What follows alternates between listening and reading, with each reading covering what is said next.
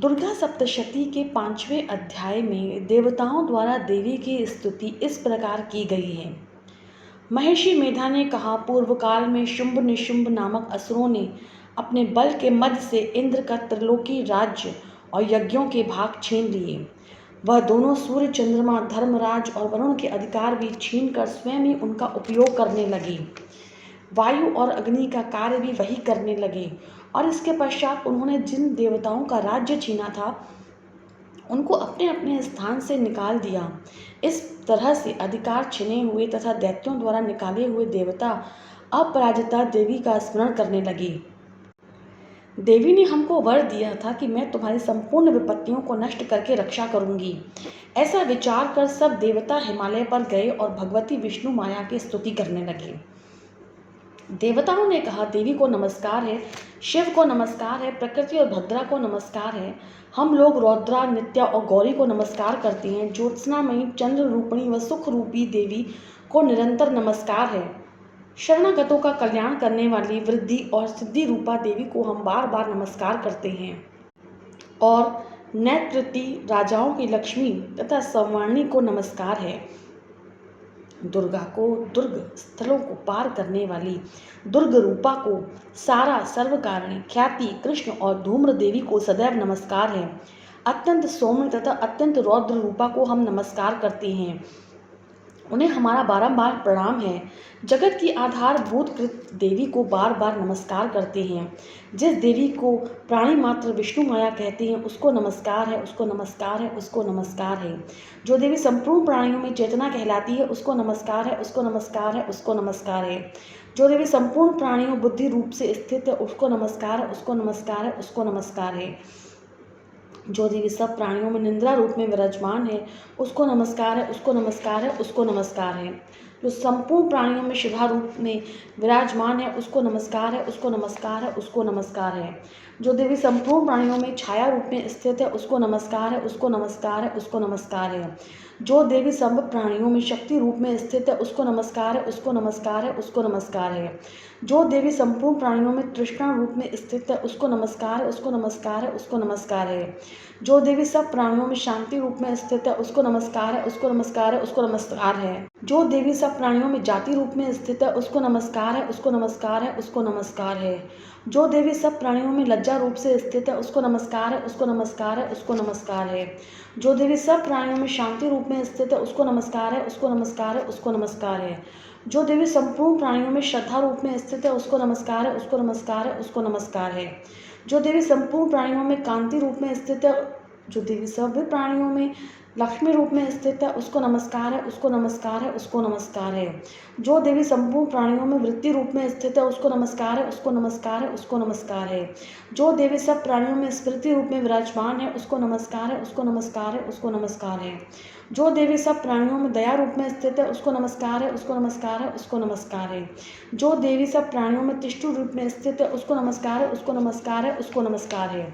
जो देवी संपूर्ण प्राणियों में मात्र रूप में स्थित है उसको नमस्कार है, उसको नमस्कार है, उसको नमस्कार है। जो देवी संपूर्ण प्राणियों में भ्रांति रूप में स्थित है उसको नमस्कार है, उसको नमस्कार है, उसको नमस्कार है। जो देवी संपूर्ण प्राणियों में नित्य व्याप्त रहती है उसको नमस्कार है। जो देवी चैतन्य रूप से इस संपूर्ण संसार को व्याप्त करके स्थित है उसको नमस्कार है, उसको नमस्कार है, उसको नमस्कार है।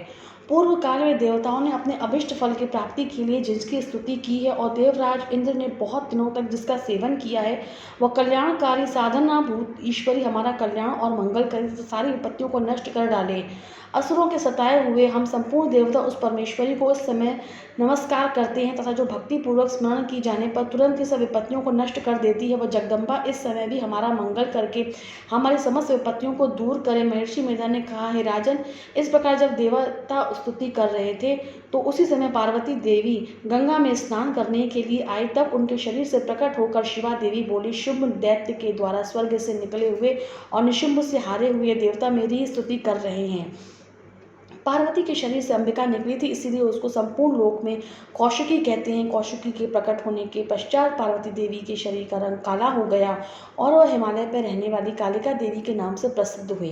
फिर शुंभ और निशुंभ के दूत चंड और मुंड वहां आए और उन्होंने परम मनोहर रूप वाली अंबिका को देखा। फिर वह शुंभ के पास जाकर बोले, महाराज, एक अत्यंत सुंदर स्त्री हिमालय को प्रकाशित कर रही है। वैसा रंग रूप आज तक हमने किसी स्त्री में नहीं देखा है। हे असुरेश्वर, आप यह पता लगाएं कि वह कौन है और उसको ग्रहण कर लें।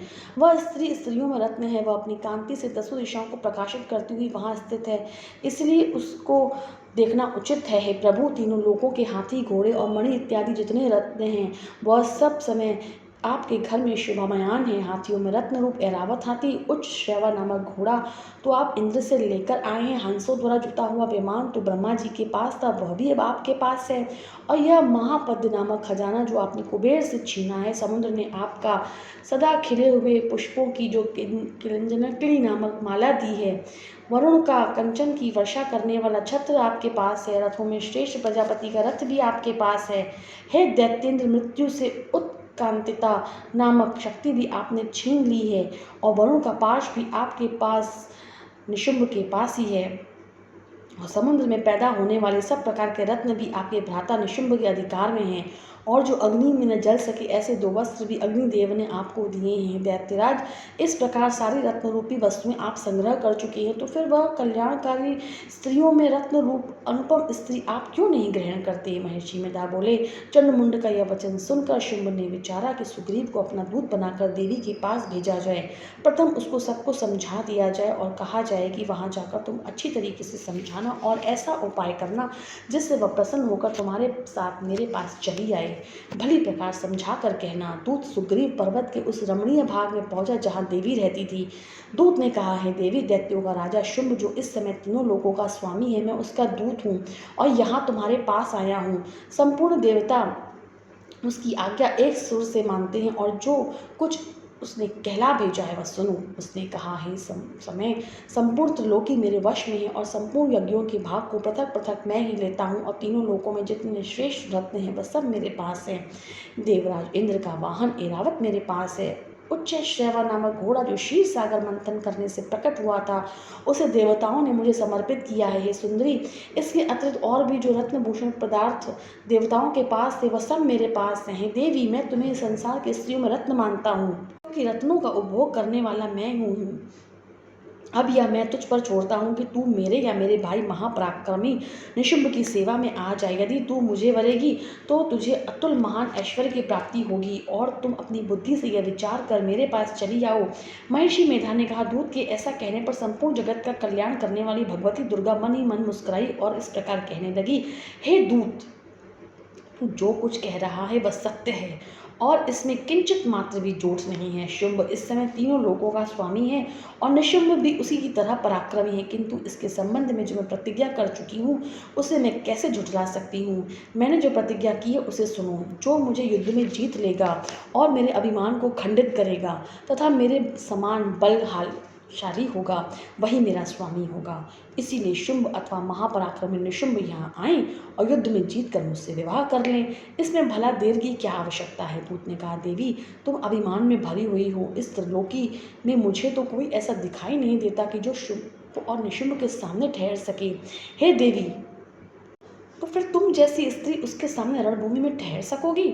जिन शुंभ आदि असुरों के सामने इंद्र आदि देवता नहीं ठहर सके, तो फिर तुम अकेली स्त्री उसके सामने कैसे ठहर सकोगे? अतः तुम मेरा कहना मानकर उसके पास चली जाओ, नहीं तो वह जब तुम्हारे केश पकड़कर घसीटते हुए ले जाएंगे तो तुम्हारा गौरव नष्ट हो जाएगा। इसलिए मेरी बात मान लो। देवी ने कहा, जो कुछ तुमने कहा सो ठीक है। शुंभ और निशुंभ बड़े बलवान हैं, लेकिन मैं क्या कर सकती हूँ, क्योंकि मैं बिना विचारे प्रतिज्ञा कर चुकी हूँ। इसीलिए तुम जाओ और जो कुछ मैंने कहा है वह सब कुछ आदरपूर्वक असुरेंद्र से कह दो। इसके पश्चात वह जो उचित समझे करे।